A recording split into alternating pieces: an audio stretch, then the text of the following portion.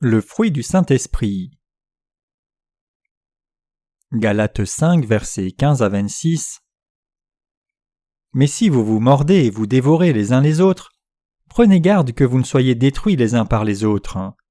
Je dis donc, marchez selon l'esprit et vous n'accomplirez pas les désirs de la chair, car la chair a des désirs contraires à ceux de l'esprit, et l'esprit en a de contraires à ceux de la chair. Ils sont opposés entre eux, afin que vous ne fassiez point ce que vous voudriez. Si vous êtes conduits par l'esprit, vous n'êtes point sous la loi. Or, les œuvres de la chair sont manifestes. Ce sont l'impudicité, l'impureté, la dissolution, l'idolâtrie, la magie, les inimitiés, les querelles, les jalousies, les animosités, les disputes, les divisions, les sectes, l'envie, l'ivrognerie, les excès de table et les choses semblables. Je vous dis d'avance, comme je l'ai déjà dit, que ceux qui commettent de telles choses n'hériteront point le royaume de Dieu. Mais le fruit de l'esprit, c'est l'amour, la joie, la paix, la patience, la bonté, la bénignité, la fidélité, la douceur, la tempérance. La loi n'est pas contre ces choses. Ceux qui sont à Jésus-Christ ont crucifié la chair avec ses passions et ses désirs. Si nous vivons par l'esprit, marchons aussi selon l'esprit. Ne cherchons pas une vaine gloire en nous provoquant les uns les autres, en nous portant envie les uns aux autres. Dans le passage des Écritures d'aujourd'hui, l'apôtre Paul parle de la vie de celui qui suit les désirs de l'Esprit Saint et de la vie de celui qui suit la chair. Nous avons ces deux tendances, n'est-ce pas? Cependant, en tant que justes, ce à quoi nous aspirons et désirons, c'est de porter le fruit de l'Esprit Saint dans nos vies.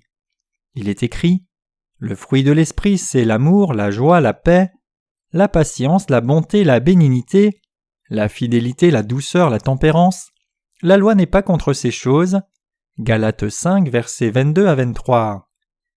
Il y a 9 fruits de l'Esprit énumérés ici, et le Seigneur nous a dit de toujours porter ces fruits de l'Esprit dans nos vies. Tandis que l'apôtre Paul désignait ce qui est de la chair de l'humanité comme les œuvres de la chair, concernant l'Esprit Saint dans nos cœurs, il décrit cela comme le fruit de l'Esprit, plutôt que les œuvres de l'Esprit. Paul dit que les œuvres de la chair sont l'impudicité, l'impureté, la dissolution, l'idolâtrie, la magie, les inimitiés, les querelles, les jalousies, les animosités, les disputes, les divisions, les sectes, l'envie, l'ivrognerie, les excès de table et les choses semblables. Galates 5, versets 19 à 21. Ces œuvres sont de la chair. En revanche, le fruit de l'Esprit Saint est porté par Dieu, et donc ce n'est pas une œuvre. Car notre Seigneur est le Dieu qui demeure dans nos cœurs par l'Esprit Saint. Il nous incite à porter le fruit de l'Esprit. Ce que je devrais préciser clairement ici, c'est que quiconque n'a pas été sauvé de tous ses péchés ne peut pas porter le fruit de l'Esprit Saint. Si un pécheur, non une personne juste, essaye de porter le fruit de l'Esprit, il échouera inévitablement, tout comme n'importe quel arbre autre qu'un pommier ne porterait pas de pommes même s'il essayait. Pensez à cela. Aucun arbre ne peut porter des pommes, à moins que ce ne soit un pommier. Quand un pécheur qui n'a pas reçu l'Esprit Saint essaie de porter le fruit de l'Esprit, il est comme un buisson d'épines qui essaye de porter des pommes. En revanche, le juste qui a reçu la rémission de ses péchés peut porter le fruit de l'Esprit, car l'Esprit Saint demeure maintenant dans son cœur. Pourtant, il est encore possible que même le juste vive selon sa chair. Quoique nous ayons reçu la rémission de nos péchés, parce que nous avons toujours notre chair, il est vrai que nous suivons parfois les œuvres de la chair. Néanmoins, les pécheurs ne peuvent pas porter quelque fruit de l'Esprit que ce soit. Qu'est-ce que Dieu attend de nous? Dieu veut que nous portions le fruit de l'Esprit Saint, et une fois que nous commençons à porter le fruit de l'Esprit, il nous renforce davantage de sorte que nous puissions porter bien plus de fruits. D'abord, Dieu dit que le fruit de l'Esprit est amour, joie et paix. Par nature, l'amour, la joie et la paix ne se trouvent pas dans l'humanité. L'amour vrai ne se trouve pas dans l'humanité mais en Dieu seul.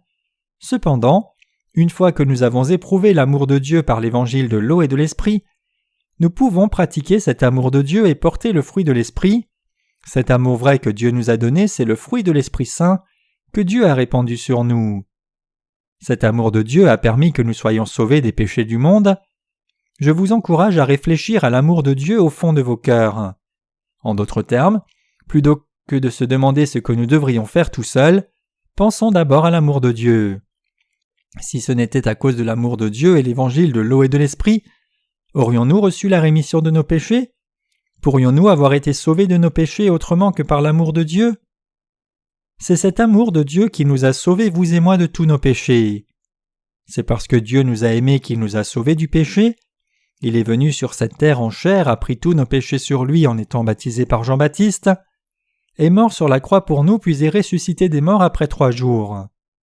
Maintenant, Jésus-Christ repose à la droite du trône de Dieu le Père, et il a également promis de revenir dans ce monde.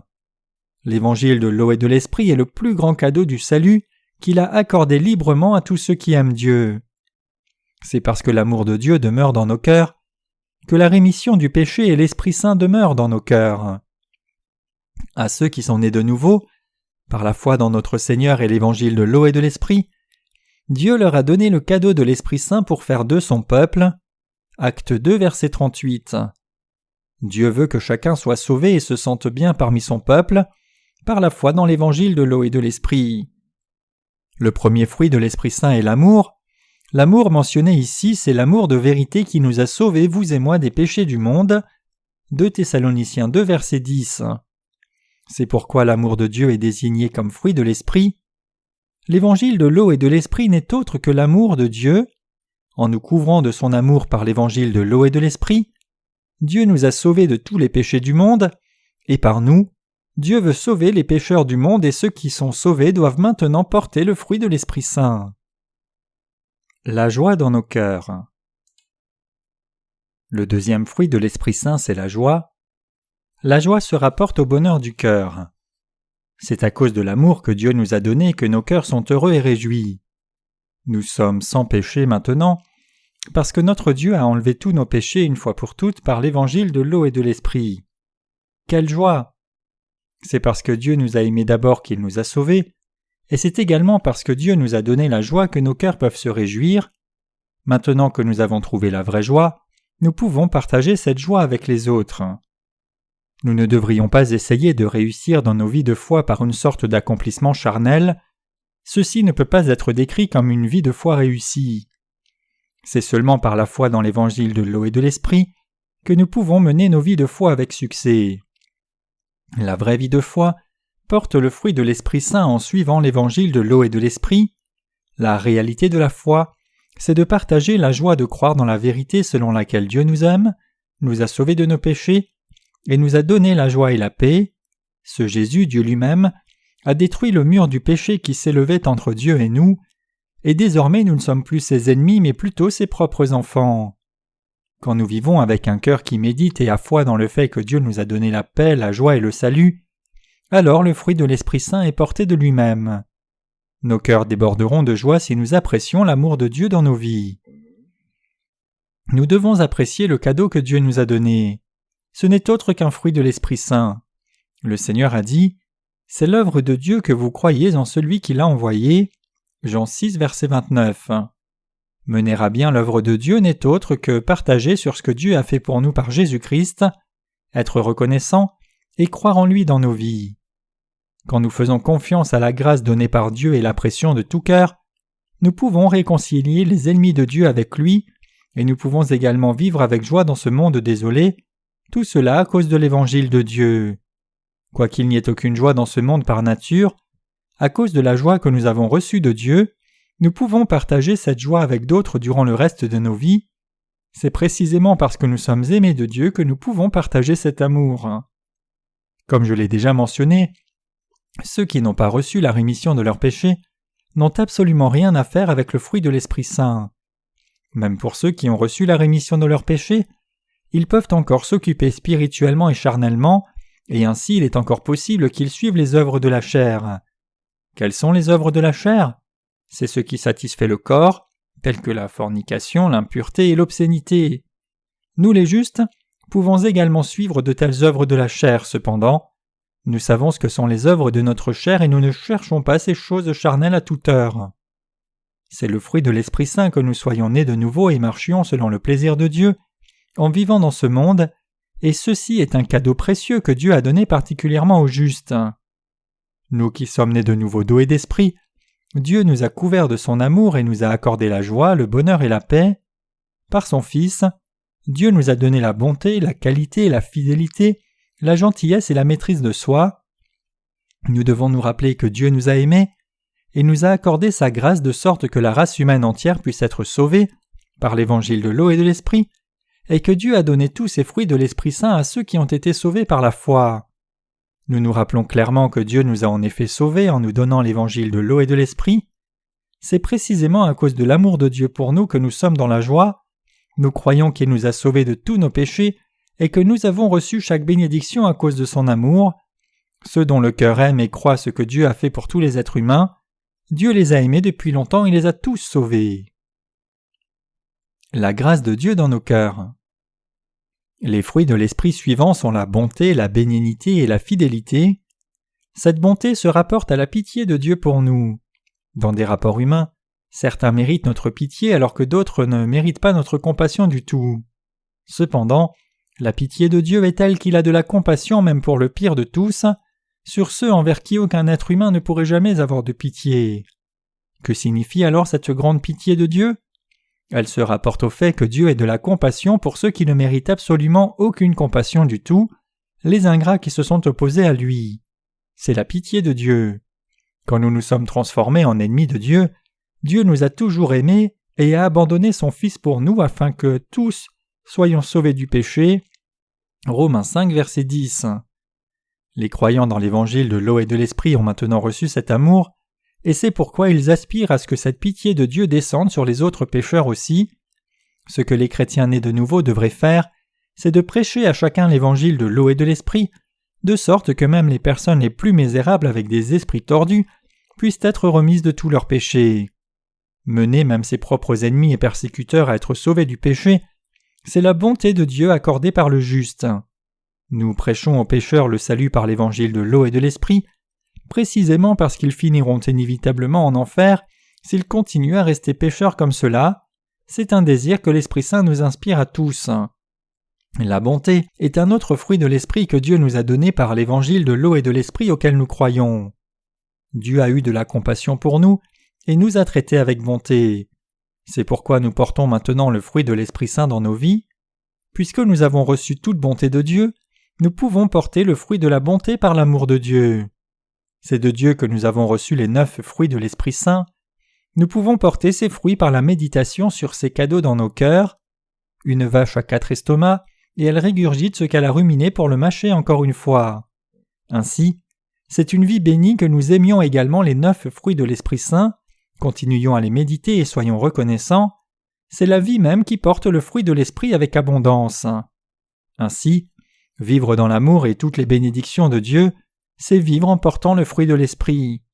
Nous sommes également fidèles à Dieu parce qu'avant nous, Jésus lui-même était fidèle à Dieu le Père jusqu'à sa mort afin de nous sauver du péché. Puisque nous avons reçu un si grand amour, il est approprié que nous soyons fidèles à Dieu. Le fait que nous, les justes, ayons maintenant un esprit doux est également l'action de Dieu. Quoique notre caractère normal soit simplement méchant, nous demeurons toujours dans l'Église de Dieu d'un même cœur, quelque chose qui n'aurait pas été possible si nous n'avions pas les cœurs doux que Dieu nous a donnés.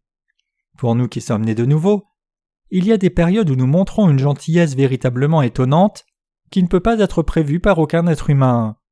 Il y a des périodes où nous nous émerveillons. Comment se fait-il que cet homme soit devenu si doux ? Il est si différent. Mais rétrospectivement, nous nous rendons compte que c'est parce que l'Esprit du Seigneur demeure maintenant dans nos cœurs que nous sommes devenus si doux. Par nature, chaque être humain aime seulement les plaisirs de sa propre chair, et donc il ne peut faire autrement qu'aspirer à de tels désirs charnels. Fondamentalement parlant, il n'y a aucune bonté dans l'humanité par nature.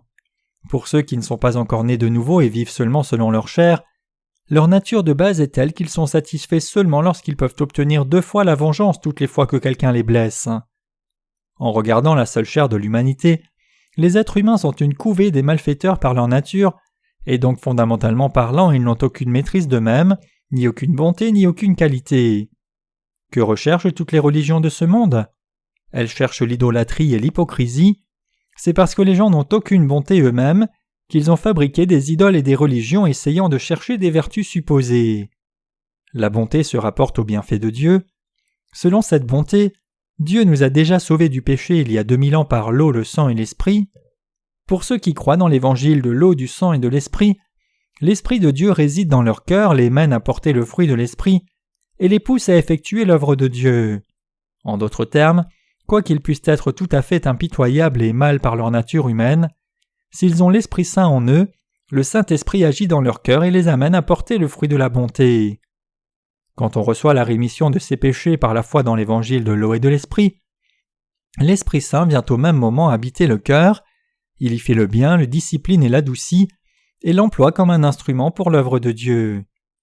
Bien que nous indiquions souvent la dureté de nos attributs charnels, ceux qui sont nés de nouveau par la foi dans l'évangile de l'eau et de l'esprit ont des esprits doux. Nous sommes incapables de blesser ou de ruiner les autres.